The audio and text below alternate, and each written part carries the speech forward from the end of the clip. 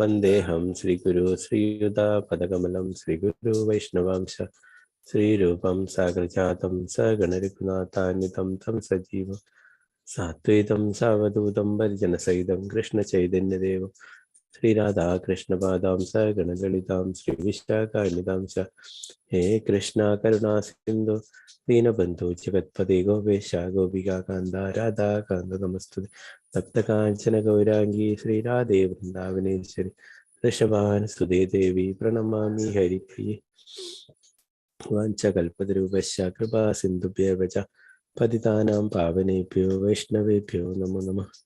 पंचतत्वात्मकं कृष्णं भक्तरूपास्वरूपकं भक्तावतारं भक्ताख्यं नमामि भक्तशक्तिकं नित्यानन्दमहं नौमि सर्वानन्दकरं परं हरिनामप्रदं देवम् अवधूतशिरोमणि नमो महावदन्याय कृष्णप्रेमप्रदायते कृष्णाय कृष्णचैतन्यनाम्ने गौरक्षे नमः।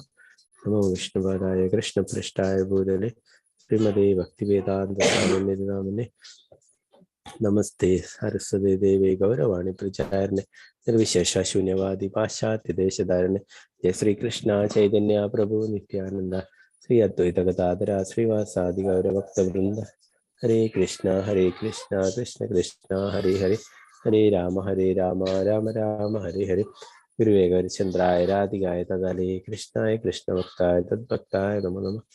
श्री प्रभुपाद की जय, गुरु महाराज की जय, निताय गौर प्रेमानंद हरि बोल।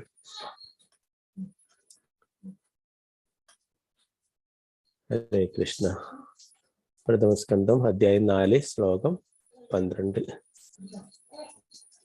ओम नमो भगवते वासुदेवाय ओम नमो भगवते वासुदेवाय ओम नमो भगवते वासुदेवाय। शिवाय लोकस्य भवाय भूतये अयुत्तम श्लोक परायणा जनः जीवन्ति नात्मार्थमासोपराश्रयम् मुमोज निर्विद्य कुदा कलेवरम्। शिवाय लोकस्य भवाय भूतये अयुत्तम श्लोक परायणा जना जीवन्ति नात्मार्थमसौ पराश्रयम् मुमोज निर्विद्य कुदा कलेवरम्। शिवाय लोकस्य भवाय भूतये अयुत्तम श्लोक परायणा जनः जीवन्ति नात्मार्थमसौ पराश्रयम् मुमोज निर्विद्य कुदा कलेवरम्।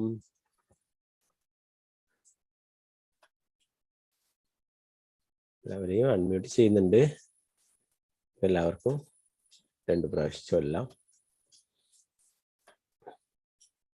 ഓം നമോ ഭഗവതേ വാസുദേവായ ഓം നമോ ഭഗവതേ വാസുദേവായ ശിവായ ലോകസ്യ ഭവായ ഭൂതയേ ശിവായ ലോകസ്യ ഭവായ ഭൂതലേ യുത്തമ ശ്ലോക പരായണ ജനഃ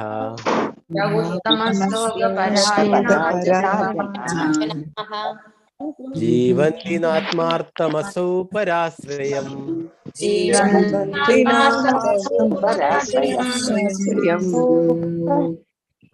മോച നിർവിദ്യ കുദാ കലേവരം.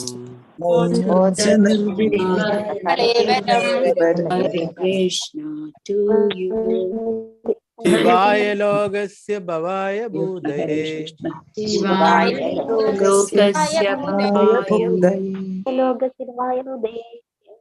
ഉത്തമ ശ്ലോക പരായണ ജനാ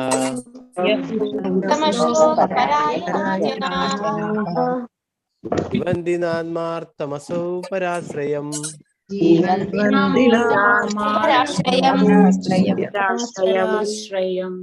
മോച നിർവിദ്യ കുദാ കലേവരം.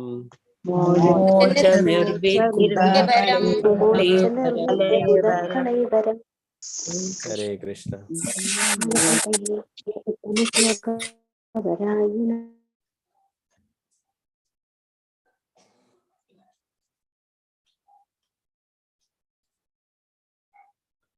ഹരേ കൃഷ്ണ. കുറച്ച് 3-4 പേര് ചൊല്ലിക്കോളൂ. ഹരേ കൃഷ്ണ. സുവർണപ്രഭ മാതാജി ഹരേ കൃഷ്ണ. ഹരേ കൃഷ്ണ പ്രഭുജി. ഓം നമോ ഭഗവതേ വാസുദേവായ शिवाय लोकस्य भवाय भूतये य उत्तमश्लोकपरायणा जनाः जीवन्ति नात्मार्थमसौ पराश्रयं मुमोच निर्विद्य कुतः कलेवरम्। हरे कृष्ण। हरे कृष्ण। पद्मकुमारी माता जी, हरे कृष्ण। हरे कृष्ण प्रभुजी। ओम नमो भगवते वासुदेवाय शिवाय लोकस्य भवाय भूतये य उत्तमश्लोकपरायणा जनाः जीवन्ति नात्मार्थमसौ पराश्रयं मुमोच निर्विद्य कुतः कलेवरम्। हरे कृष्ण। हरे कृष्ण। राजी माता जी, हरे कृष्ण। हरे कृष्णा। ओम नमो भगवते वासुदेवाय शिवाय लोकस्य भवाय भूतये य उत्तम श्लोक पारायणा जनः जीवन्ति नानात्मसौ पराश्रयं मोच निर्विद्य कुत कलेवरम्। हरे कृष्णा। हरे कृष्ण। विनी माता जी, हरे कृष्ण। हरे कृष्ण। हरे कृष्ण।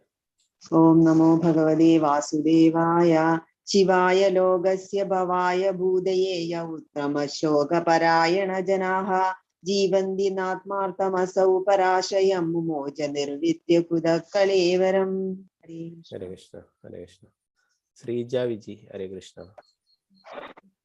हरे कृष्ण प्रभु जी। ओम नमो भगवते वासुदेवाय शिवाय लोकस्य भवाय भूतये य उत्तमश्लोकपरायणा जनाः जीवन्ति नात्मार्थमसौ पराश्रयं मुमोच निर्विद्य कुतः कलेवरम्। हरे कृष्ण। सिंधु माता जी, हरे कृष्ण। हरे कृष्ण। हाँ चलिए सिंधु माता जी। हरे कृष्ण प्रभु जी।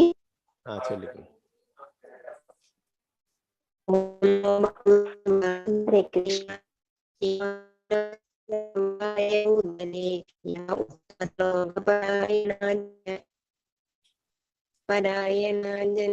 जनाः जीवन्ति नात्मार्थमसौ पराश्रयं मुमोच निर्विद्य कुतः कलेवरम्। हरे कृष्ण। हरे कृष्ण. ഓക്കെ, മറ്റുള്ളവർക്ക് അടുത്ത ശ്ലോകം ചൊല്ലാം. നെറ്റ്വർക്കിന്റെ പ്രശ്നം ഉണ്ടെന്നൊന്നും അധികം ആൾക്കാർ ഇത് ചൊല്ലുന്ന കേൾക്കുന്നില്ല. ഓക്കെ, അടുത്തൊരു ശ്ലോകം കൂടി എടുക്കും, എന്നൊരു മറ്റുള്ളവർക്ക് ചൊല്ലാം. കൈ ആരും താഴ്ക്കണ്ട. ഹരേ കൃഷ്ണ.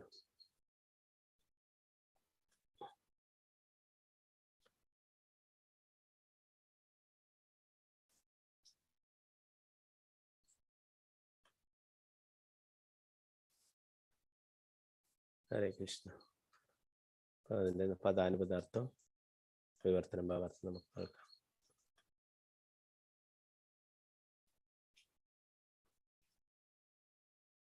ശിവായ ക്ഷേമം ലോകസ്യ സർവജീവാത്മാക്കളും ഭവായ അഭിവൃദ്ധിപ്പെടുത്താനായി ഭൂതയെ സാമ്പത്തിക പുരോഗതിക്കായി യേ ആരൊരുവനകന്നു ഉത്തമ ശ്ലോക പരായണ പരമദിവ്യോത്തമ പുരുഷന്റെ ഹേതുവിനായി സമർപ്പിച്ചിരിക്കുന്നു. ജനാഹ ജനങ്ങൾ ജീവന്തി ജീവിക്കുക, ന എന്നാൽ അല്ല, ആത്മാർത്ഥം സ്വതാൽപര്യാർത്ഥം, അസു അത്, പര ആശ്രയം മറ്റുള്ളവർക്ക് അഭയമായി അഥവാ ആശ്രയമായി, മുമോച ഉപേക്ഷിച്ചു, നിർവിദ്യ എല്ലാ ബന്ധങ്ങളിൽ നിന്നും സ്വതന്ത്രനായിത്തീരുന്നു, കുതഹ എന്ത് കാരണത്താലാണ്, കളേവരം മർത്യ ശരീരം. വിവർത്തനം ഭാവാർത്ഥം ശിലപ്രഭുപാദിക്ക് ജയ്. ആരാണോ പരമദിവ്യോത്തം പുരുഷൻ ഹേതുവായി മറ്റുള്ളവരുടെ ക്ഷേമത്തിനും പുരോഗതിക്കും സന്തോഷത്തിനുമായി സ്വജീവിതം പ്രതിജ്ഞാർപ്പിതം ചെയ്തിരിക്കുന്നത്, അവർ യാതൊരു സ്വാർത്ഥ താല്പര്യങ്ങൾക്കായും ജീവിക്കുന്നില്ല. ആകയാൽ ചക്രവർത്തി സർവവിധ ഭൗതിക വിഭവ അഭിനിവേശങ്ങളിൽ നിന്നും സ്വതന്ത്രനായതിനാൽ മറ്റുള്ളവരുടെ അഭയകേന്ദ്രമായി നശ്വര ശരീരത്തെ ത്യജിക്കാൻ അദ്ദേഹത്തിന് എങ്ങനെ സാധ്യമാകും?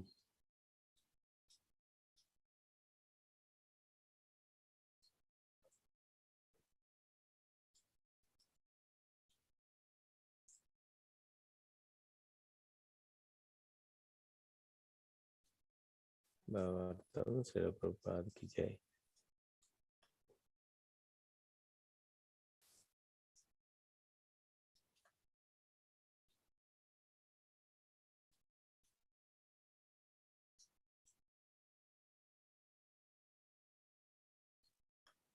अनिता कुमारी माता जी वाइको भावार्थം. ഹരേ കൃഷ്ണ. പരമദിവ്യോത്തമ പുരുഷന്റെ ഭക്തനാകയാൽ പരീക്ഷിത് മഹാരാജാവ് ആദർശയോഗ്യനായ ഉത്തമ രാജാവും ഗൃഹസ്ഥാശ്രമിയുമായിരുന്നു. ഒരു ഭഗവത് ഭക്തന് സർവ സദ്ഗുണങ്ങളും സ്വമേധയാ കരഗതമാകുന്നു. മഹാരാജാവ് പരീക്ഷിത്ത് ഇതിന് ഒരു ഉത്തമ ദൃഷ്ടാന്തമാകുന്നു. അദ്ദേഹത്തിന്റെ അധീനതയിലുള്ള സർവ ഭൗതിക ഭോഗങ്ങളിലും വ്യക്തിപരമായി അദ്ദേഹത്തിന് യാതൊരു അഭിനിവേശവുമില്ല. തന്റെ പ്രജകളുടെ സമഗ്ര ക്ഷേമത്തിൽ തൽപരനായ രാജാവ് സാമാന്യ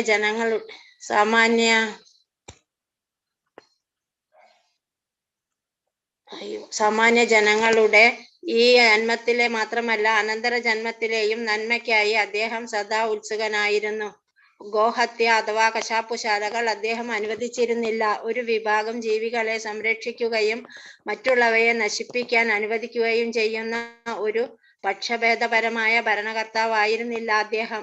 ഭഗവത് ഭക്തനാകയാൽ മനുഷ്യർ, മൃഗങ്ങൾ എന്നിങ്ങനെ സർവ്വവിധ ജീവാത്മാക്കളുടെയും സന്തോഷത്തിനായി എപ്രകാരം യഥോചിതമായി ഭരണം നിർവഹിക്കണമെന്ന് അദ്ദേഹത്തിന് സുഗ്രാഹ്യമാണ്.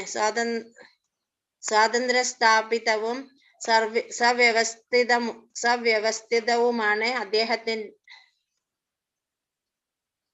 സവ്യവസ്ഥിതമാണ് സ്വാർത്ഥത. എന്നാൽ അദ്ദേഹത്തിന് ഇത് രണ്ടുമില്ലായിരുന്നു. അദ്ദേഹത്തിന്റെ പരമസത്യത്തെ പരമദിവ്യോത്തമ പുരുഷനെ പ്രീതിപ്പെടുത്തുന്നതിലായിരുന്നു താല്പര്യം. രാജാവ് പരമപുരുഷന്റെ പ്രതിനിധിയാകയാൽ രാജാവിന്റെ താല്പര്യം നിശ്ചയമായും പരമദിവ്യോത്തമ പുരുഷന്റെ താല്പര്യത്തിന് അനന്യമായിരിക്കണം. സർവ ജീവാത്മാക്കളും പരമപുരുഷനെ അനുസരിക്കണമെന്നും അപ്രകാരം അവർ സന്തോഷമുള്ളവരായിരിക്കും.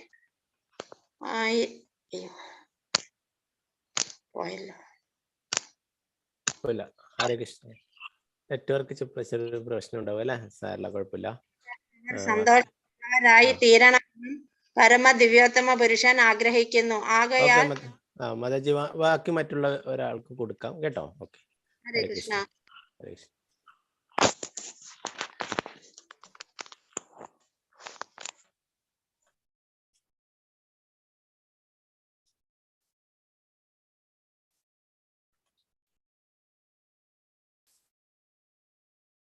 മാലതി മാതാജി ഹരേ കൃഷ്ണ.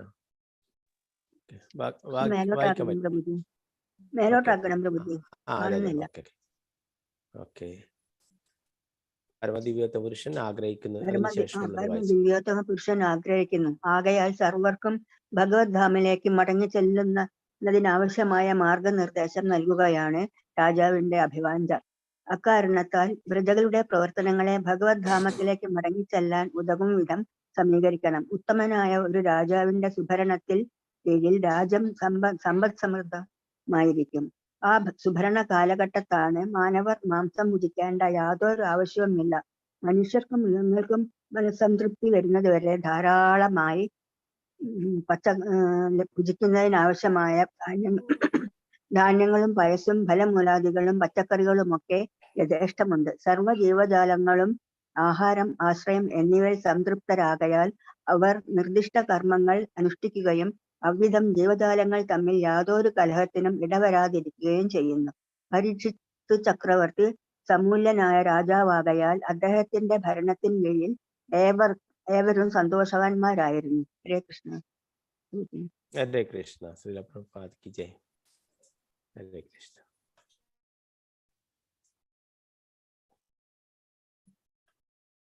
നമുക്ക് അടുത്തൊരു ശ്ലോകം കൂടി നോക്കാം.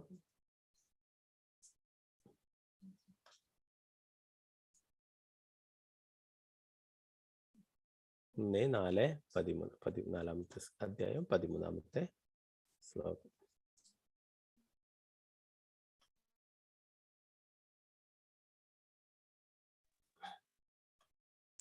ഓം നമോ ഭഗവതേ വാസുദേവായ. തൽസർവന്നഃ സമാചക്ഷു പൃഷ്ടോ യദിഹ കിഞ്ചന മന്യേ ത്വാം വിഷയേ വാചാം സ്നാതാമന്യത്ര ഛാന്ദസാൽ. തൽസർവന്നഃ സമാചക്ഷ്വ പൃഷ്ടോ യദിഹ കിഞ്ചന മന്യേ ത്വാം വിഷയേ വാചാം സ്നാതാമന്യത്ര ഛാന്ദസാൽ. തൽസർവം ന സമചക്ഷ്വ പൃഷ്ടോ യദിഹ കിഞ്ചന മന്യേ ത്വാം വിഷയേ വാചാം സ്നാതാമന്യത്ര ഛാന്ദസാൽ. നേരത്തെ ചൊല്ലാൻ ബാക്കിയുള്ളവർക്കൊക്കെ ഇപ്പൊ ചൊല്ലാം. ഹരേ കൃഷ്ണ. മാലതി മാതാജി ഹരേ കൃഷ്ണ. ഹരേ കൃഷ്ണ പ്രഭുജി.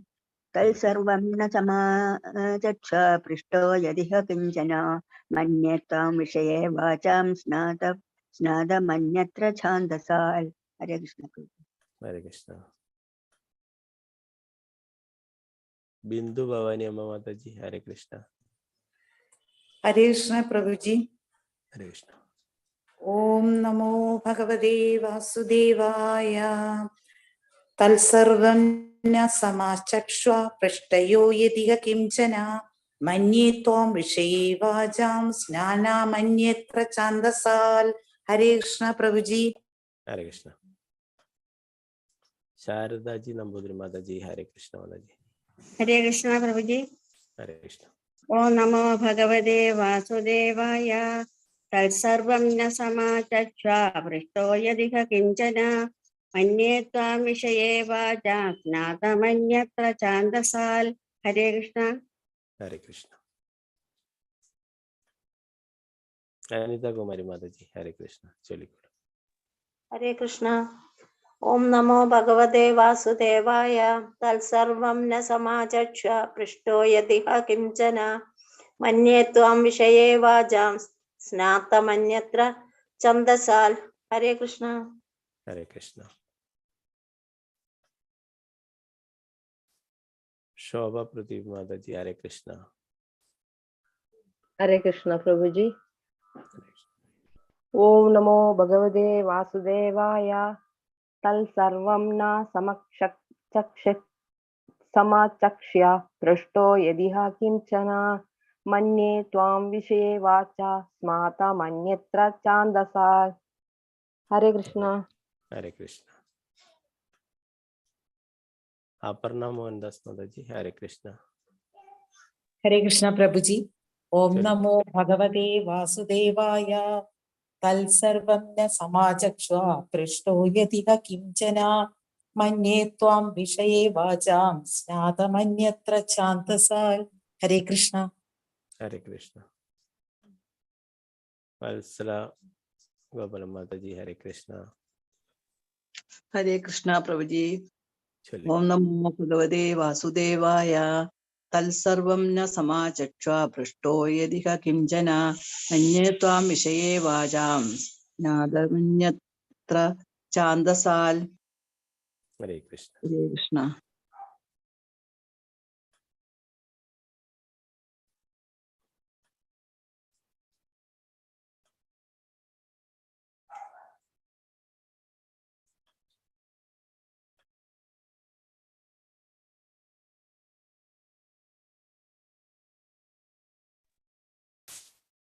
നമുക്ക് അതിന്റെ പദാനുപദാർത്ഥം വർത്തനം ഭാവാർത്ഥം നോക്കാം.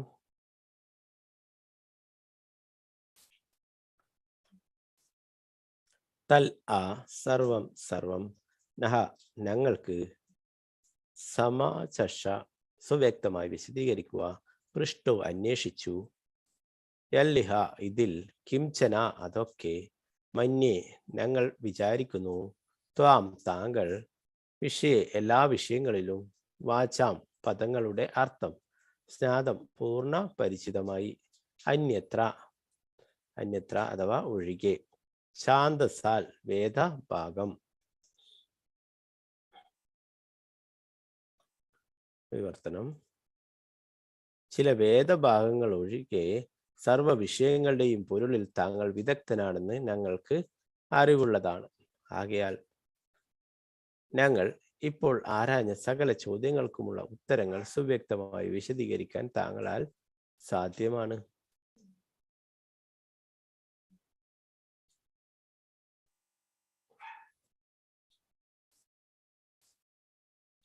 ഭാവാർത്ഥം. ശ്രീല പ്രഭുപാദ് കി ജയ്.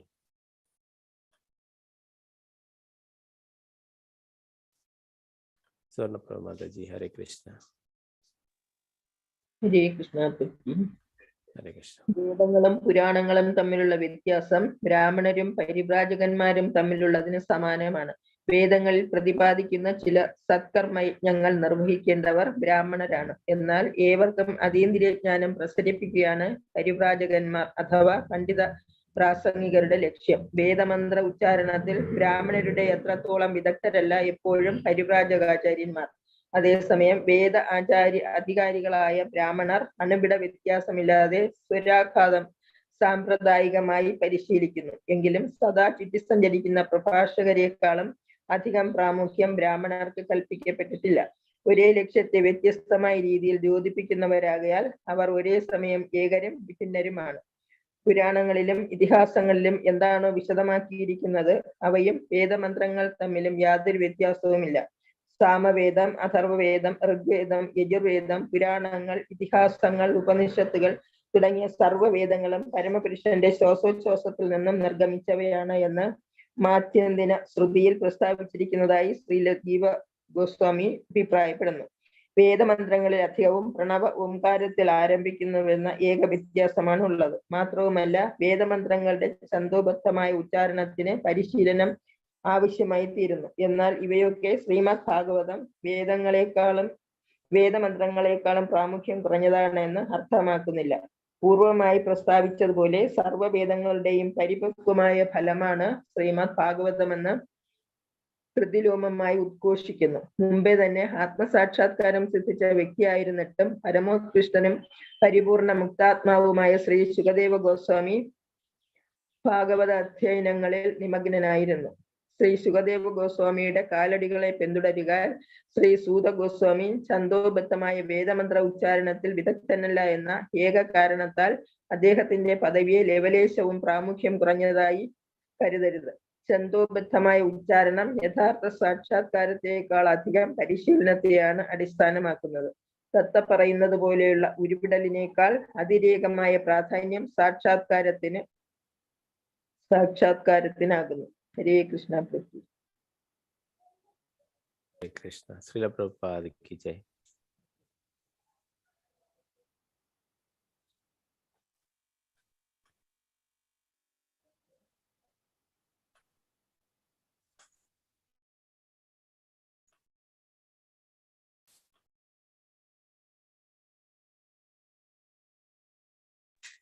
നാരായണം നമസ്കൃത്യ നരം ചൈവ നരോത്തമം ദേവീം സരസ്വതീം വ്യാസം തതോ ജയമുദിരേ. നഷ്ടപ്രായേഷ ഭദ്രേഷു നിത്യം ഭാഗവത സേവയാ ഭഗവതി ഉത്തമ ശ്ലോകേ ഭക്തിർഭവതി നൈഷ്ഠികി. മുഖം കരോതി വാചാലം പങ്കും ലംഘയതേ ഗിരിം യത്കൃപാതമഹം വന്ദേ ശ്രീഗുരു ദീനധാരിണം പരമാനന്ദമാധവം ശ്രീ ചൈതന്യേശ്വരം. നമോ വിഷ്ണുപാദായ കൃഷ്ണപൃഷ്ഠായ ഭൂതലേ ശ്രീമതേ ഭക്തിവേദാന്ത സ്വാമിന്യതി നാമിനെ. നമസ്തേ സാരസ്വതീ ദേവി ഗൗരവാണി പ്രചാരിണി നിർവിശേഷ ശൂന്യവാദി പാശ്ചാത്യദേശധാരിണി. ജയ ശ്രീകൃഷ്ണ ചൈതന്യ പ്രഭു നിത്യാനന്ദ ശ്രീ അദ്വൈത ഗദാധര ശ്രീവാസാദി ഗൗരഭക്തവൃന്ദ. ഹരേ കൃഷ്ണ കൃഷ്ണ കൃഷ്ണ ഹരേ ഹരേ ഹരേ രാമ രാമ രാമ ഹരേ ഹരേ. ഗുരുവേഗവരചന്ദ്രായ രാധികായ തദാലേ കൃഷ്ണായ കൃഷ്ണഭക്തായ തദ്ഭക്തായ നമോ നമഃ. പ്രഭുപാദ് की जय. गुरु महाराज की जय. गुरु प्रेमानंदे. हरे हरे कृष्णा.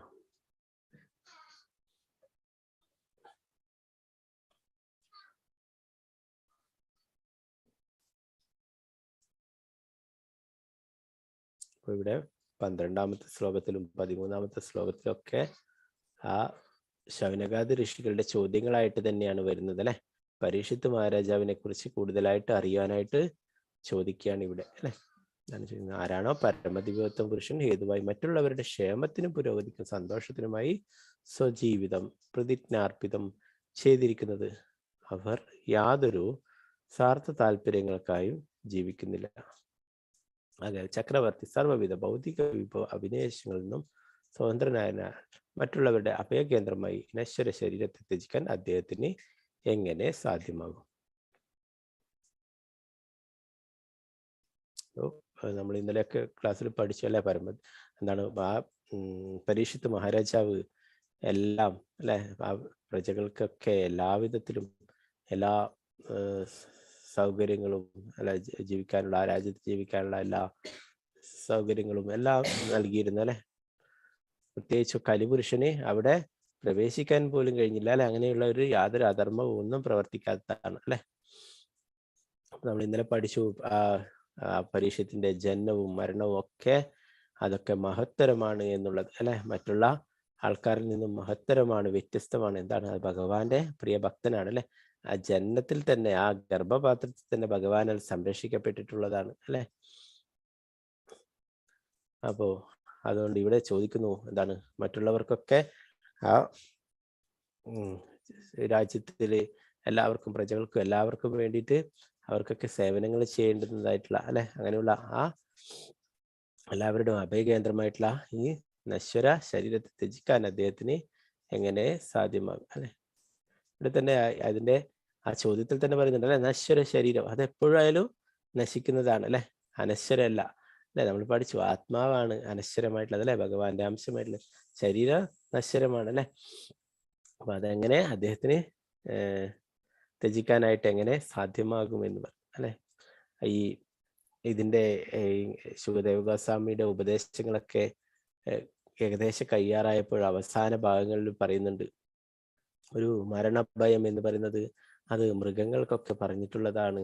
എങ്ങനെയാണ് ഒരു എന്താ പറയാ ഭഗവാന്റെ ഭക്തന്, ഭഗവാനിൽ വിശ്വാസം അർപ്പിച്ചവർക്ക് മരണത്തെക്കുറിച്ച് യാതൊരു ഭയവും ഉണ്ടാവില്ല. ശ്രീമദ് ഭഗവത്ഗീതയിൽ നമ്മൾ പഠിച്ചിട്ടുള്ള ആ തത്വം 2ാം അധ്യായത്തിലൊക്കെ ഭഗവാൻ പറഞ്ഞു തന്നിട്ടുള്ള അതേ തത്വം ഇവിടെ ശുകദേവ ഗോസ്വാമി പരീക്ഷിത്ത് മഹാരാജാവിനെ അവസാനമായിട്ട് പറഞ്ഞു കൊടുക്കുന്നുണ്ട്. ഈ എന്താണ് ശരീരം എപ്പോഴും വേണമെങ്കിലും നശിക്കും അല്ലെ, ആത്മാവിനൊരിക്കലും നാശമില്ല, നമ്മളൊക്കെ ഭഗവാന്റെ ശാശ്വത അംശമാണ്, അതിനൊരിക്കലും നാശമില്ല എന്നുള്ള ആ സത്യം പറഞ്ഞു കൊടുക്കുന്നുണ്ട്. അപ്പൊ അതിനൊക്കെ ശേഷമാണ് പരീക്ഷിത്ത് മഹാരാജാവ് യാതൊരു മരണഭയമില്ലാത്ത അവിടെ തന്നെ ഇരുന്നിട്ട് ഭഗവാനെ ധ്യാനിച്ചുകൊണ്ട് അവിടെ തന്നെ ഇരുന്നിട്ട് അദ്ദേഹത്തിന്റെ ആത്മാവിനെ ഭഗവാന്റെ പാദങ്ങളിൽ എത്തിക്കുന്നു.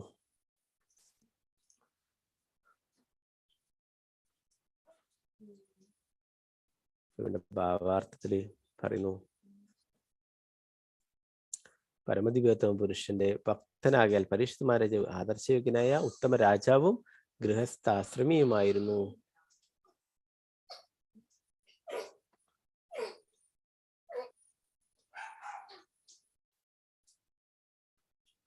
പറഞ്ഞല്ലേ, ചക്രവർത്തിയാണ്, എല്ലാ രാജ്യങ്ങളുടെയും പരമാധികാരിയാണ് അല്ലെ, അനേകം രാജാക്കന്മാരെയൊക്കെ ഭരിക്കുന്ന ചക്രവർത്തിയാണ്. എന്നിട്ടും ആ അവസാനം 7 ദിവസമേ എനിക്ക് ബാക്കിയുള്ളൂ എന്ന് പറഞ്ഞപ്പോൾ ഇതൊക്കെ ഉപേക്ഷിച്ചിട്ട് ഗംഗാനദിയുടെ തീരത്ത് പോയിട്ട് ഭഗവാനെ കുറിച്ചുള്ള കാര്യങ്ങൾ അറിയാനായിട്ട് പോവുകയുണ്ടായി അല്ലെ, അവസാനമായിട്ട് ചെയ്തു തീർക്കേണ്ട കാര്യങ്ങൾ.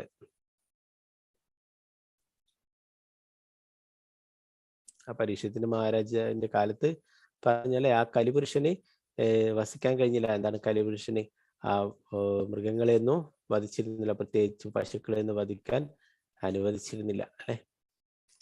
അപ്പോ നമ്മള് ഭഗവാന്റെ പ്രാർത്ഥന ചൊല്ലുമ്പോൾ പറയും, നമോ ബ്രഹ്മണ്യ ദേവായ ഗോ ബ്രാഹ്മണ ഹിതായ ജഗത്തായ കൃഷ്ണായ ഗോവിന്ദായ നമോ നമ. ആ ഗോക്കളുടെയും ബ്രാഹ്മണരുടെയൊക്കെ സംരക്ഷകനാണ് ശ്രീകൃഷ്ണ ഭഗവാൻ അല്ലെ. അപ്പൊ അങ്ങനെയുള്ള ആ പശുക്കളെ കൊല്ലുന്നത് പാവമാണ് അല്ലെ. അങ്ങനെ ചെയ്യുന്ന സ്ഥലത്ത് വെറും എന്താണ് അനർത്ഥങ്ങളും അല്ലെ, രോഗങ്ങളും ദാരിദ്ര്യവും അനർത്ഥങ്ങളും അങ്ങനെയുള്ള കലാപങ്ങൾ അങ്ങനത്തെയൊക്കെയാണ് ഉണ്ടാവുക അല്ലെ. നെഗറ്റീവായിട്ടുള്ള കാര്യങ്ങൾ ഉണ്ടാവും. ഭഗവാൻ ഏറ്റവും പ്രിയപ്പെട്ടതാണ് പശുക്കളൊക്കെ. അപ്പോൾ നമുക്ക് കാണാം ഇന്നത്തെ കാലത്തിൽ അങ്ങനെയുള്ള കാര്യങ്ങൾ നടക്കുന്നത് കൊണ്ടാണ് ഇത്രയും ഇവിടെ നെഗറ്റീവായിട്ടുള്ള കാര്യങ്ങളൊക്കെ സംഭവിച്ചുകൊണ്ടിരിക്കുന്നത് അല്ലെ. എന്നാൽ പരീക്ഷിത്ത് മഹാരാജാവിന്റെ കാലഘട്ടത്തിൽ ഇതൊന്നും അനുവദിച്ചിരുന്നില്ല. അതുകൊണ്ട് തന്നെ ആ കലിപുരുഷന് എവിടെയും വസിക്കാൻ കഴിഞ്ഞിരുന്നില്ല. അപ്പൊ ഇവിടെ പറയുന്നു, ഇന്ന് എല്ലാവർക്കും തുല്യ സംരക്ഷണം നൽകുന്നു, നീതി നൽകുന്നു എന്നൊക്കെ എല്ലാവരും പ്രസംഗിച്ചു നടക്കും അല്ലെ. എന്നാൽ യഥാർത്ഥ നീതി എല്ലാവർക്കും കിട്ടുന്നുണ്ടോ? മനുഷ്യർ മാത്രമല്ല ഇവിടുത്തെ ജീവാത്മാക്കൾ അല്ലെ. മനുഷ്യർ മാത്രമല്ല ഇവിടുത്തെ ഇതിന്റെയൊക്കെ അവകാശികൾ, ഭൂമിയുടെയും മറ്റുള്ളതിൻ്റെയൊക്കെ അല്ലെ. എല്ലാ മൃഗങ്ങളും പക്ഷികളും സസ്യങ്ങളും എല്ലാം ഭഗവാന്റെ അംശമാണ് അല്ലെ. അവരൊക്കെ ഇതിന്റെ ഇവിടുത്തെ മനുഷ്യരെ പോലെ തന്നെയാണ്. അവർക്കൊക്കെ തുല്യ നീതിയും സ്വാതന്ത്ര്യവും ഒക്കെ ലഭ്യമാക്കണം ഒരു ഭരണകർത്താവ് അല്ലെ. അങ്ങനെ ആയിരുന്നു പരീക്ഷിത്ത് മഹാരാജാവ് അല്ലെ. എന്നാൽ ഇന്ന് നമുക്കറിയാം മനുഷ്യർക്ക് എല്ലാ സംരക്ഷണവും ഉണ്ട്. എന്നാൽ ഇന്ന് അതും കുറഞ്ഞു വരുന്നതാണ് അല്ലെ. എന്നാൽ മറ്റുള്ള മൃഗങ്ങളെയൊക്കെ കൊന്നു തിന്നുന്നു അല്ലെ. പശുക്കളെ വരെ കൊന്നു തിന്നുന്നു അല്ലെ. അപ്പൊ എവിടെയാണ് യഥാർത്ഥമായിട്ട് എല്ലാവർക്കും ഒരേ നീതി നടപ്പിലാക്കുന്നത് അല്ലെ. അപ്പോൾ അത് യഥാർത്ഥമായിട്ടുള്ള നീതിയല്ല. പ്രഭുപാദർ പറയുന്നു, ഒരു ഡിവോട്ടി എപ്പോഴാണോ സുപ്രീം കോടതി ജഡ്ജിയായി വരുന്നത്, എപ്പോഴാണോ ഈ ഭരണാധിപനായിട്ടൊരു ഒരു ഡിവോട്ടി വരുന്നത്, അപ്പോൾ മാത്രമേ രാജ്യം നന്നാവുള്ളൂ, എല്ലാവർക്കും തുല്യ നീതി ലഭിക്കുകയുള്ളൂ എന്ന് പറയുന്നു. അപ്പൊ എല്ലാവരും ഒരു ഭരണാധികാരികളാൽ സംരക്ഷിക്കപ്പെടേണ്ടത് തന്നെയാണ് അല്ലെ. മൃഗങ്ങളായാലും മനുഷ്യരായാലും എല്ലാവർക്കും അല്ലെ. അല്ലാതെ മനുഷ്യർക്ക് ഒരു നീതി അല്ലെ, മൃഗങ്ങൾക്ക് മറ്റൊന്ന് എന്നുള്ളതല്ല അല്ലെ. ഇവിടെ നമുക്കറിയാം മനുഷ്യർക്ക് കഴിക്കാനായിട്ട് ധാരാളം ധാന്യങ്ങളും മറ്റുള്ള വസ്തുക്കളും ഒക്കെ ഉണ്ടല്ലേ. അതൊക്കെ കഴിക്കാവുന്നതേ ഉള്ളൂ അല്ലെ. എന്നാൽ വേറൊരു ജീവിയെ നമ്മൾ അതിൻ്റെ ആ ഭഗവാൻ നൽകിയിട്ടുള്ള ആ ജീവിയെ നമ്മൾ വധിക്കുന്നല്ലേ. അതിന് നമുക്ക് ജീവൻ നൽകാൻ കഴിയെങ്കിൽ അതിനെ കൊല്ലാല്ലേ. നമുക്ക് അതിന് ജീവൻ നൽകാൻ കഴിയില്ല, പിന്നെ എങ്ങനെയാണ് നമുക്ക് അതിന്റെ ജീവൻ എടുക്കാൻ സാധിക്കുക അല്ലെ. അപ്പൊ അത് അധർമ്മം തന്നെയാണ് അല്ലെ. മറ്റുള്ള ഭഗവാൻ പറയുന്നു, മമൈവാംശോ ജീവലോകെ ജീവഭൂത സനാതന.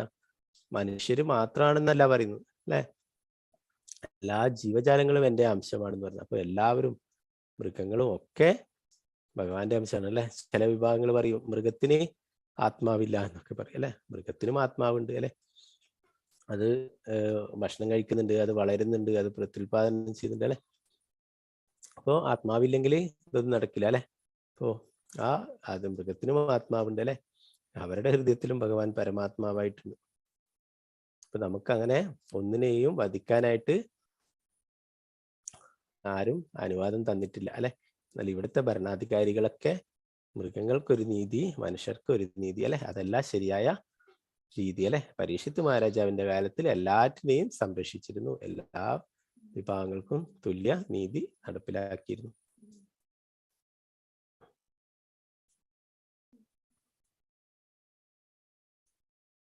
രാജാവ് എന്ന് പറയുന്നത് പരമപുരുഷന്റെ പ്രതിനിധിയാകിയാൽ രാജാവിന്റെ താല്പര്യം നിശ്ചയമായും പരമദിവ്യോത്തമ പുരുഷന്റെ താല്പര്യത്തിന് അനുസൃതമായിരിക്കണം. നമ്മൾ ഭഗവത്ഗീതയിൽ പഠിക്കുന്നുണ്ട് അല്ലെ. ഭഗവാന്റെ വിഭൂതികൾ പറയുമ്പോൾ രാജാക്ക് ഞാൻ രാജാവാണെന്ന് ഭഗവാൻ പറയുന്നുണ്ട് അല്ലെ.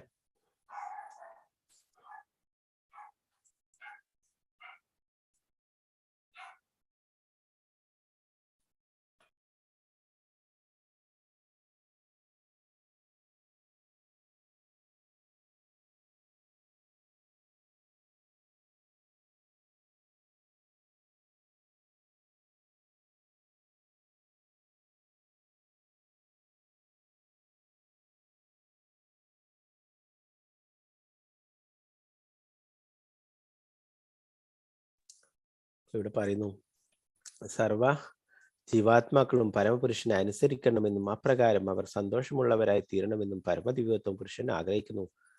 ആകയാൽ സർവർക്കും ഭഗവദ്ധാമത്തിലേക്ക് മടങ്ങിച്ചൊല്ലുന്നതിന് ആവശ്യമായ മാർഗനിർദ്ദേശം നൽകിയാണ് രാജാവിന്റെ അഭിവാഞ്ച.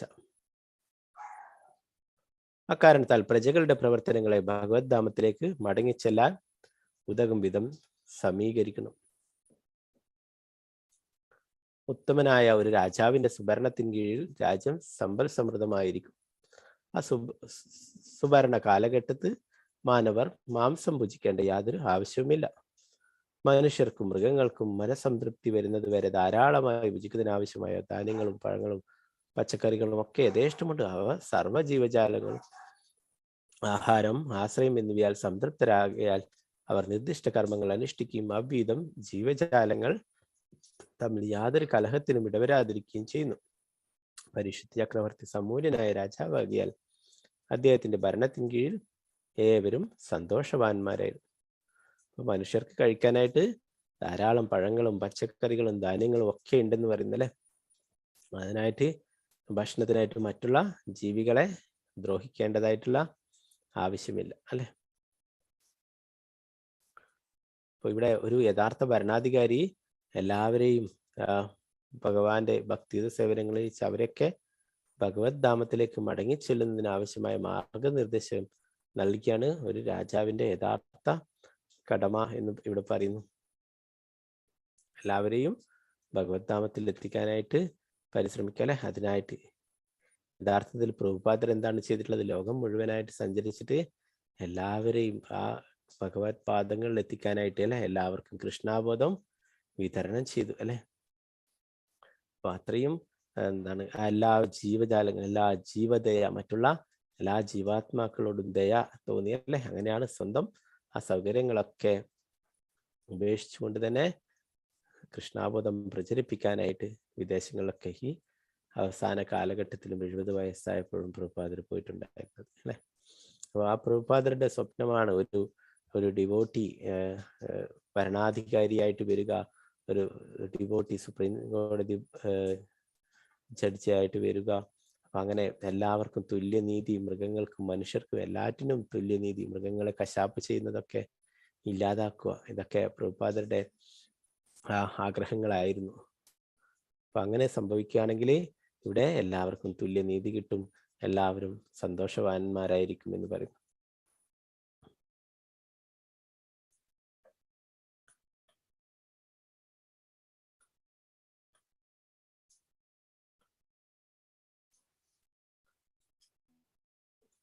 പിന്നെ ഇവിടെ സൂതഗോസ്വാമിയെ കുറിച്ചിട്ട് പറയുന്നു. സൂതഗോസ്വാമിയിൽ നിന്നാണ് ശൗനകാദി ഋഷികൾ എല്ലാ ചോദ്യങ്ങൾക്കുമുള്ള ഉത്തരങ്ങൾക്കായി പ്രതീക്ഷിക്കുന്നത് അല്ലെ, ഓരോരോ ചോദ്യങ്ങളായിട്ട് ചോദിക്കുന്നു. അപ്പൊ ഇവിടെ പറയുന്നു, ചില വേദ ഭാഗങ്ങൾ ഒഴികെ സർവ്വ വിഷയങ്ങളുടെയും പൊരുളിൽ താങ്കൾ വിദഗ്ധനാണെന്ന് ഞങ്ങൾക്ക് അറിവുള്ളതാണ്. ആകയാൽ ഞങ്ങൾ ഇപ്പോൾ ആരാഞ്ഞ സകല ചോദ്യങ്ങൾക്കുമുള്ള ഉത്തരങ്ങൾ സുവ്യക്തമായി വിശദീകരിക്കാൻ താങ്കളാൽ സാധ്യമാണ്.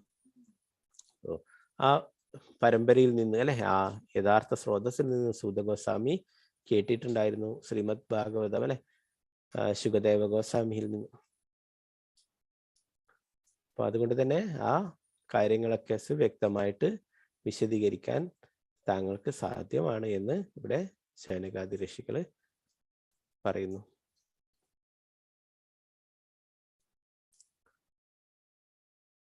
ഇവിടെ ഭാവാർത്ഥത്തിലായിട്ട് പറയുന്നു, വേദങ്ങളും പുരാണങ്ങളും തമ്മിലുള്ള വ്യത്യാസം ബ്രാഹ്മണരും പരിവ്രാജകന്മാരും തമ്മിലുള്ള ഉള്ളതിന് സമാനമാണ്. വേദങ്ങളിൽ പ്രതിപാദിക്കുന്ന ചില സത്കർമ്മ യജ്ഞങ്ങൾ നിർവഹിക്കേണ്ടവർ ബ്രാഹ്മണരാണ്.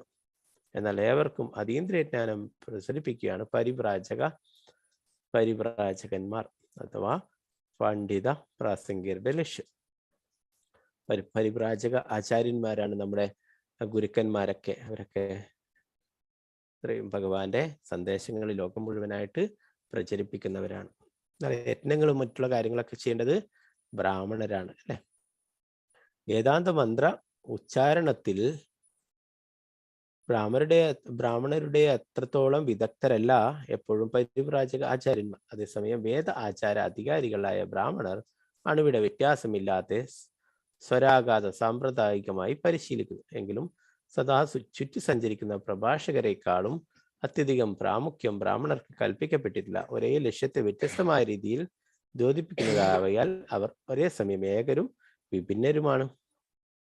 അപ്പൊ ബ്രാഹ്മണര് ആ വേദങ്ങളൊക്കെ പഠിച്ച് അത് പ്രകാരം എല്ലാ കറക്റ്റായിട്ടുള്ള മന്ത്രങ്ങളൊക്കെ ഉച്ചരിച്ചിട്ട് യജ്ഞങ്ങളൊക്കെ ചെയ്യുന്നു അല്ലെ. പരിവ്രാജക ആചാര്യന്മാർ അവര് ലോകം മുഴുവൻ സഞ്ചരിച്ചിട്ട് കൃഷ്ണാബോധം പ്രചരിപ്പിക്കുന്നു. എല്ലാവരെയും ഭഗവാൻ നേരത്തെ പറഞ്ഞ പോലെ ഭഗവത് ധാമത്തിൽ എത്തിക്കാൻ, ഭഗവാന്റെ ഭക്തി സേവനത്തിലേക്ക് വ്യാപൃതനാക്കാനായിട്ട് ശ്രമിച്ചുകൊണ്ടേയിരിക്കുന്നു. ഇവിടെ പറയുന്നു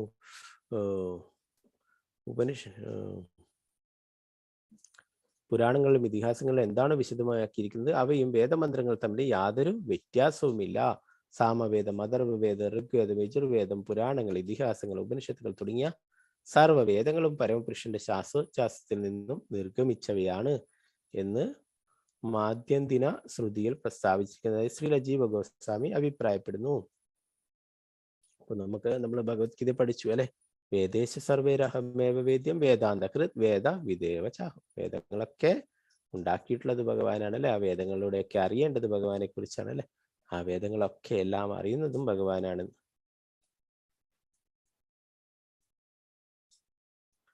വേദമന്ത്രങ്ങൾ അധികവും പ്രണവ ഓങ്കാരത്തിൽ ആരംഭിക്കുന്നത് ഏക വ്യത്യാസമാണെന്നുള്ളത് മാത്രമല്ല, വേദമന്ത്രങ്ങളുടെ ഛന്ദോബന്ധമായ ഉച്ചാരണത്തിന് പരിശീലനം ആവശ്യമായി. എന്നാൽ ഇവയൊക്കെ ശ്രീമദ് ഭാഗവതം വേദമന്ത്രത്തെക്കാളും പ്രാമുഖ്യം കുറഞ്ഞതാണ് എന്ന് അർത്ഥമാക്കുന്നില്ല. പൂർവമായി പ്രസ്താവിച്ചതുപോലെ സർവ്വവേദങ്ങളുടെയും പരിപക്വ ഫലമാണ് ശ്രീമദ് ഭാഗവതം എന്ന് പ്രതിലോമമായി ഉദ്ഘോഷിക്കുന്നു.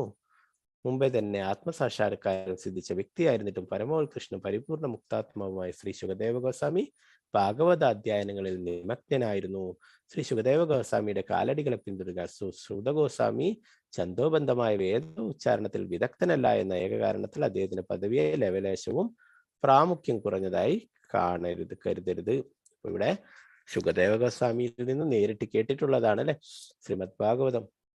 അപ്പോ ആ വേദ മന്ത്ര ഉച്ചാരണത്തിൽ ആ ഛന്ദസ് അല്ലെ, ഓരോരോ മന്ത്രങ്ങളൊക്കെ ഉച്ചരിക്കുന്നതിന്റെ ഛന്ദസ് അല്ലെ, മീറ്റർ, അതാണ് ഓരോരോ രീതിയിൽ ഉച്ചരിക്കണം അല്ലെ. അപ്പൊ അതിൽ എത്ര വിദഗ്ധനല്ല എന്ന് വിചാരിച്ചിട്ട് അദ്ദേഹത്തിന്റെ പദവിയെ ഒരിക്കലും കുറഞ്ഞതായി കാണരുത് എന്ന് ഇവിടെ പറയുന്നു.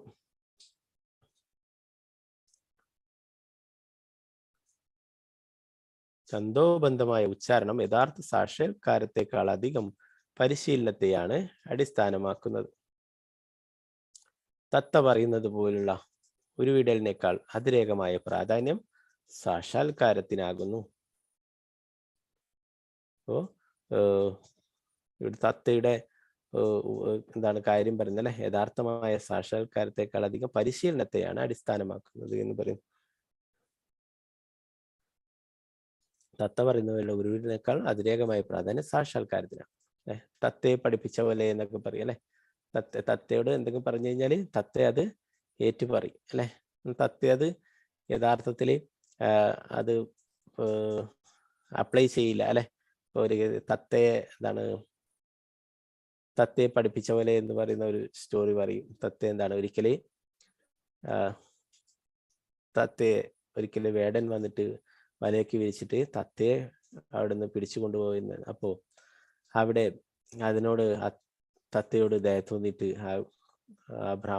ഒരു ബ്രാഹ്മണൻ അദ്ദേഹം തത്തയെ ആ വേടനിൽ നിന്നും പണമൊക്കെ കൊടുത്തിട്ട് തിരിച്ചു വാങ്ങിക്കുകയുണ്ടായി. തത്തയെ വീട്ടിൽ കൊണ്ടുപോയിട്ട് പഠിപ്പിച്ചു കൊടുത്തു. തത്തയോട് പറഞ്ഞു, വേടൻ വരും, വല വിരിക്കും, ധാന്യം വിതറും, തിന്നരുത് എന്ന് പഠിപ്പിച്ചു കൊടുത്തു. അതങ്ങനെ അത് പറഞ്ഞ് പഠിക്കുകയും ചെയ്തു. കുറെ കാലങ്ങൾക്ക് ശേഷം ബ്രാഹ്മണൻ വിചാരിച്ചു, തത്ത ഇതൊക്കെ പഠിച്ചില്ലേ, ഇനി ഒരിക്കലും ആ വേടന്റെ വലയിൽ ഒരിക്കലും പോയി വീഴില്ല, ഇതിനെ പറത്തി കാട്ടിലേക്ക് തന്നെ തിരിച്ചു വരുമല്ലോ എന്ന്. അപ്പോൾ അതിനെ ആ തത്തയെ വിട്ടു. തത്ത പോയിട്ട് അവിടെ പോയപ്പോൾ ആ വേടന അവിടെ വന്നിട്ടുണ്ടായിരുന്നു. തത്ത ബ്രാഹ്മണൻ പഠിപ്പിച്ചു കൊടുത്ത കാര്യങ്ങൾ ചൊല്ലാനായിട്ട് തുടങ്ങി, പാടാനായിട്ട് തുടങ്ങി. വേടൻ വരും, വല വിരിക്കും. ഇത് കേട്ടപ്പോൾ തന്നെ വേടന് വിചാരിച്ചു, ഇതൊക്കെ പഠിച്ചു, ഇനി എനിക്ക് എന്തായാലും തത്തയൊന്നും കിട്ടില്ല, ഇതെല്ലാം പഠിച്ചു വെച്ചിട്ടുണ്ട്. അപ്പോൾ പറഞ്ഞു, ആ തത്ത അങ്ങനെ പാടാൻ തുടങ്ങി. വേടൻ വരും, വല വിരിക്കും, ധാന്യം വിതറും, തിന്നരുത്. ഇത് കേട്ട് വേടൻ വിചാരിച്ചു, ഇനി എനിക്ക് കിട്ടില്ല, എന്നാലും ഏതായാലും വന്നതല്ലേ, കുറച്ച് ധാന്യം വിതറിയിട്ട് വലയും വിരിച്ചിട്ട് പോയേക്കാന്ന് വെച്ചു. അങ്ങനെ ചെയ്തു. അപ്പൊ ഉടനെ തന്നെ പാട്ടും പാടിയിട്ട് ആ തത്ത ആ വലയിലേക്ക് വിടുകയുണ്ടായി അല്ലെ.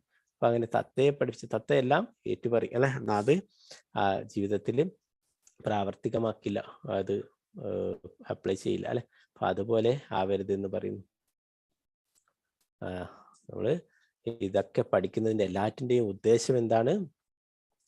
ജ്ഞാനം നേടുന്നതിൻ്റെയും വേദങ്ങൾ പഠിക്കുന്നതിൻ്റെയും എല്ലാറ്റിൻ്റെയും മെയിൻ ഉദ്ദേശം എന്ന് പറയുന്നത് ഭഗവാനെ മനസ്സിലാക്കിയിട്ട് ഭഗവാന്റെ ഭക്തിയുത സേവനങ്ങൾ ചെയ്യുക എന്നുള്ളതാണ് അല്ലെ. അതിനാണ് ഏറ്റവും കൂടുതൽ പ്രാധാന്യം വേണ്ടുന്നത്. പ്രഭുപാദരുടെ ശിഷ്യന്മാര് വിദേശ രാജ്യങ്ങളിലൊക്കെ ഉള്ളവരായിരുന്നു അല്ലെ. അപ്പൊ ഇവിടെ ഇന്ത്യയിൽ വന്നപ്പോഴേ ഒരു പണ്ഡിതൻ അവരെ വിമർശിക്കുകയുണ്ടായി. അദ്ദേഹം സൗത്ത് ഇന്ത്യൻ ആണെന്ന് തോന്നുന്നു. അപ്പോൾ അദ്ദേഹം എല്ലാ ദിവസവും ചായയും കാപ്പിയൊക്കെ കുടിക്കും. അപ്പോൾ പ്രഭുപാദരുടെ അടുത്ത് പറയുകയുണ്ടായി, നിങ്ങളുടെ ശിഷ്യന്മാരുടെ ആ പ്രൊനൗൺസിയേഷൻ ഒന്നും അത്ര കറക്റ്റ് അല്ല, ഉച്ചാരണമൊന്നും സംസ്കൃത ശ്ലോകങ്ങളൊന്നും ചൊല്ലുന്ന അത്ര ക്ലിയർ അല്ല എന്ന് പറയുന്നുണ്ട്. പ്രഭുപാദർ പറഞ്ഞു, ഓക്കെ, അത് കുഴപ്പമില്ല, നിങ്ങൾക്ക് നന്നായിട്ട് ചൊല്ലാൻ പറ്റുമെങ്കിൽ നിങ്ങൾ ഇവർ ചെയ്യുന്ന പോലെയൊക്കെ ഉള്ള കാര്യങ്ങളൊക്കെ ചിട്ടയൊക്കെ ചെയ്തിട്ട് അതൊക്കെ പാലിച്ചുകൊണ്ട് നിങ്ങൾക്ക് ചൊല്ലാം, എൻ്റെ കൂടെ വരാം, എൻ്റെ കൂടെ ചേരാം എന്ന് പറയുന്നേ. അപ്പോൾ പാതിരി കാര്യങ്ങളൊക്കെ പറയാൻ തുടങ്ങി.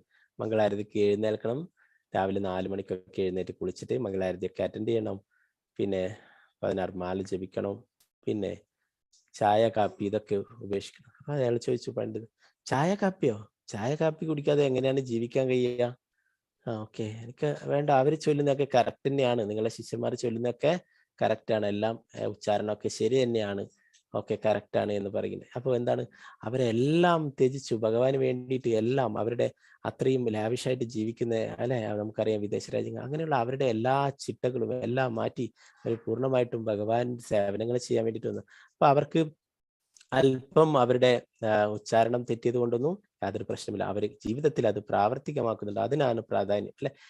ഇദ്ദേഹത്തിന് എന്നാൽ ഈ പണ്ഡിതന് ഉച്ചാരണമൊക്കെ ശരിയായിട്ട് അറിയാം, എന്നാൽ ആ ജീവിതത്തിൽ വേണ്ടുന്ന നിയമങ്ങൾ അതൊന്നും പാലിക്കാൻ അദ്ദേഹത്തിന് സാധ്യമല്ല. ഹരേ കൃഷ്ണ കൃഷ്ണ കൃഷ്ണ ഹരേ ഹരേ, ഹരേ രാമ രാമ രാമ ഹരേ ഹരേ. ശ്രീ പ്രഭുപാദ് ജയ, ഗുരു മഹാരാജ് ജയ, പ്രേമാനന്ദ.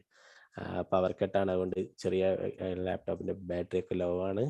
നമുക്ക് എന്തെങ്കിലും ഇന്നടുത്ത ഭാഗങ്ങളിൽ സംശയങ്ങൾ ഉണ്ടെങ്കിൽ കൈയ്യർത്താം, അഡ്മിറ്റ് ചെയ്യാം നിങ്ങളെ. ഹരേ കൃഷ്ണ.